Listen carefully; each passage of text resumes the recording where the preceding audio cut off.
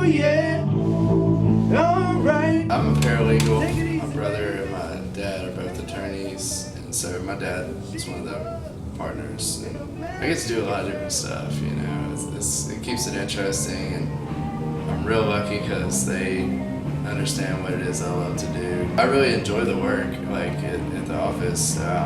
It's not that I don't think it's interesting or that I may have an aptitude for it or whatever, but I just could never put down music.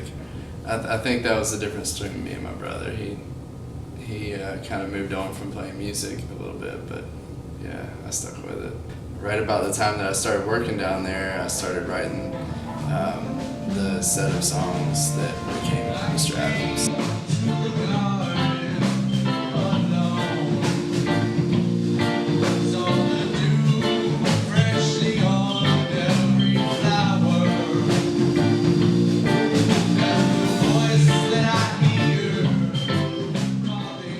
I still remember my first experiences of going to music and being in a crowd where everybody was dancing, and it was just like there was just this energy there, and so that's still really fond memories for me. And I just wanted to do what they were doing on that stage to make all these people dance. You know, I wanted to do that. I wanted to affect all of that many people.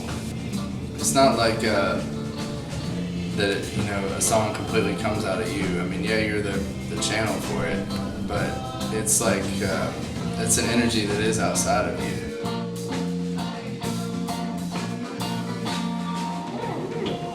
A lot of times I'll catch up on like current events and news stories and stuff like that.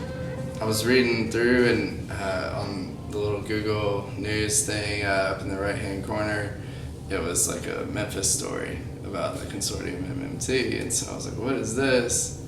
And I read about it, and then I applied, and was surprised to hear back from them.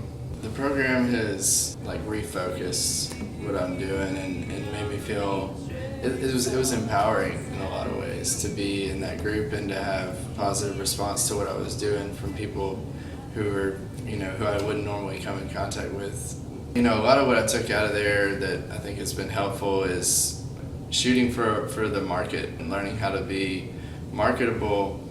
And part of what I had to do is, you know, Mr. Adams, that's music that I love to play. It's music that I really enjoy playing. And I think it hits, you know, a large enough audience for me. I'm happy with it.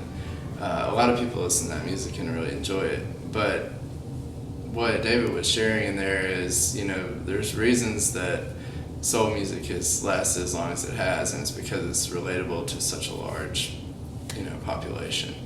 And so I started thinking to myself, I'm like, well, I'm writing this music in Mr. Adams because I love to play it, but can I do this other thing that he's talking about and really try to reach a huge, you know, audience? And what it's done for me is to help me realize that, yeah, I can do that. Like, it's not about letting go of what I'm doing with Mr. Adams. I can continue to do that. Seeing David, who's, you know, for a lot of his career was a songwriter and producer and all that stuff, he was kind of behind the scenes for a large part of his career, it seems like. And I've kind of seen that as maybe a possibility for me to do that now. I think one thing that I'm going to take with me and that I'm grateful for in a big way is just not to limit myself creatively and don't shut out opportunities to do something creative just because I don't know where it's going to fit into what I think I should be doing. If I get too caught up with what I think I should be doing, then I can really pigeonhole myself. I can really narrow down my opportunities. And if I just try to open myself up to what is available and what my gifts can do, then I feel like that's, you know, that's a blessing for me, that's a blessing for everybody. You know, a lot of it is still relies on inspiration, you know. I mean, you can't just sit down and write a great song all the time, but I feel like having that process is going to be something I'll take with me forever. I may use it in my own music, I may use it in music that I write for other people, but you know, I can't unlearn that, and I'm really glad about that. It's going to go with me. Let me get one more.